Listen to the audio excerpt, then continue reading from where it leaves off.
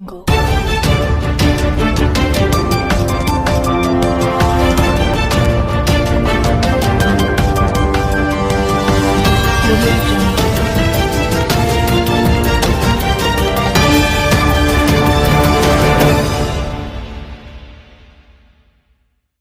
NIA ने 2008 से आतंकवाद के वित्त पोषण के 103 मामले दर्ज किए, सरकार ने लोकसभा को बताया। मंत्री ने कहा कि एनआईए की जनशक्ति और बुनियादी ढांचे की आवश्यकताओं की समय समय पर समीक्षा की जाती है और इसकी क्षमता बढ़ाने के लिए कदम उठाए जाते हैं ताकि यह अपने जनादेश को प्रभावी ढंग से पूरा करने में सक्षम हो। राष्ट्रीय जांच एजेंसी एनआईए ने 2008 में अपनी स्थापना के बाद से आतंकवाद के वित्तपोषण के 103 मामले दर्ज किए और 786 आरोपियों को गिरफ्तार किया, लोकसभा को मंगलवार को सूचित किया गया। केंद्रीय गृह राज्य मंत्री नित्यानंद राय ने कहा कि 92 मामलों में 865 आरोपियों के खिलाफ चार्जशीट दाखिल की गई है। उन्होंने कहा कि संघीय आतंकवाद रोधी एजेंसी ने 16 मामलों में 97 आरोपियों को दोषी करार दिया है। अपनी स्थापना के बाद से राष्ट्रीय जांच एजेंसी ने आतंक के वित्तपोषण के 103 मामले दर्ज किए हैं, जिसमें 786 आरोपियों को गिरफ्तार किया गया है। 865 आरोपियों के खिलाफ 92 मामलों में चार्जशीट दाखिल की गई है। मंत्री ने कहा कि एनआईए की जनशक्ति और बुनियादी ढांचे की आवश्यकताओं की समय समय पर समीक्षा की जाती है और इसकी क्षमता बढ़ाने के लिए कदम उठाए जाते हैं ताकि यह अपने जनादेश को प्रभावी ढंग से पूरा करने में सक्षम हो। अब चलते हैं दूसरी खबर पे।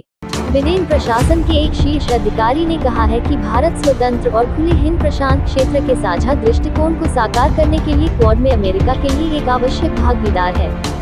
भारत, अमेरिका और कई अन्य विश्व शक्तियां इस क्षेत्र में चीन की बढ़ती सैन्य चाल की पृष्ठभूमि में एक स्वतंत्र, खुले और संपन्न हिंद प्रशांत क्षेत्र को सुनिश्चित करने की आवश्यकता के बारे में बात कर रही है। चीन लगभग सभी विवादित दक्षिण चीन सागर पर अपना दावा करता है, हालांकि ताइवान, फिलीपींस, ब्रुनाई, मलेशिया और वियतनाम सभी इसके कुछ हिस्सों का दावा करते हैं। बीजिंग ने दक्षिण चीन सागर में कृत्रिम द्वीप और सैन्य प्रतिष्ठान बनाए हैं। यह एक द्विपक्षीय संबंध है जो पिछले 25 वर्षों में कई तरह से गहरा हुआ है। यह द्विदलीय आधार पर भी हुआ है। विदेश विभाग के प्रवक्ता नेड प्राइस ने मंगलवार को अपने दैनिक समाचार सम्मेलन में संवाददाताओं से कहा, यह जॉर्ज डब्ल्यू बुश प्रशासन के बड़े हिस्से में एक विरासत है, जहां हमने संयुक्त राज्य अमेरिका और भारत के बीच इस द्विपक्षीय संबंध को विकसित होते देखा है और हमारे रक्षा और सुरक्षा संबंधों सहित कई तरीकों से बेहतर और गहरा हुआ है, उन्होंने कहा। तो तथ्य यह है कि हम अब भारत के भागीदार हैं, जब हम एक स्वतंत्र और खुले हिंद प्रशांत क्षेत्र में साझा। अब आते हैं आज की आखिरी खबर पे।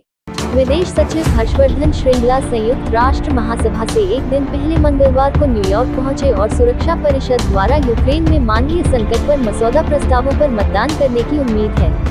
श्रृंगला बुधवार को संयुक्त राष्ट्र और अरब देशों की लीग के बीच सहयोग पर सुरक्षा परिषद की बैठक में हिस्सा लेंगी। न्यूयॉर्क में विदेश सचिव का स्वागत करते हुए खुशी हुई। विदेश सचिव संयुक्त राष्ट्र और अरब राज्यों के लीग के बीच सहयोग पर संयुक्त राष्ट्र सुरक्षा परिषद की बैठक में भाग लेंगे। संयुक्त राष्ट्र में भारत के स्थायी प्रतिनिधि टी.एस. तिरुमूर्ति ने ट्वीट किया। न्यूयॉर्क में श्रृंगला का आगमन ऐसे समय में हुआ है जब संयुक्त राष्ट्र यूक्रेन पर रूस के आक्रमण को लेकर बुधवार को एक व्यस्त और महत्वपूर्ण दिन देखने के लिए तैयार है। संयुक्त राष्ट्र और अरब राज्यों के संघ के बीच सहयोग पर यूएनएससी की बैठक के बाद परिषद से यूक्रेन में मानवीय स्थिति पर रूस द्वारा प्रस्तुत एक मसौदा प्रस्ताव पर मतदान करने की उम्मीद है। संयुक्त राष्ट्र महासभा 11वें आपातकालीन विशेष सत्र को भी फिर से शुरू करेगी। यूक्रेन पर और यूक्रेन और उसके सहयोगियों द्वारा रखे गए एक प्रस्ताव पर मतदान करें। पिछले मौकों पर भारत ने यूक्रेन के खिलाफ रूसी आक्रमण पर सुरक्षा परिषद और महासभा में प्रस्तावों पर भाग नहीं लिया था। मॉस्को ने पिछले हफ्ते अपने प्रस्ताव पर एक वोट बंद कर दिया था और अमेरिकी राजदूत लिंडा थॉमस ग्रीनफील्ड ने कहा था कि रूस ने ऐसा किया क्योंकि वे जानते थे कि उनके पास उस प्रस्ताव का समर्थन नहीं था। बुधवार को सुरक्षा परिषद में रूसी प्रस्ताव को किस तरह का वोट मिलेगा, इस पर उन्होंने कहा, परिषद में प्रस्ताव के लिए कोई समर्थन नहीं है। अमेरिकी दूत ने कहा कि रूस द्वारा यूक्रेन पर मानवीय प्रस्ताव पेश करना एक आगजनी करने वाले के समान है जो पड़ोसियों को एक पड़ोसी के घर में लगी आग को बुझाने में मदद करने के लिए कहता है। रूस यहाँ हमलावर है और यह पूरी तरह से अचेतन है। रूस के लिए यह सोचने के लिए कि वे एक मानवीय संकट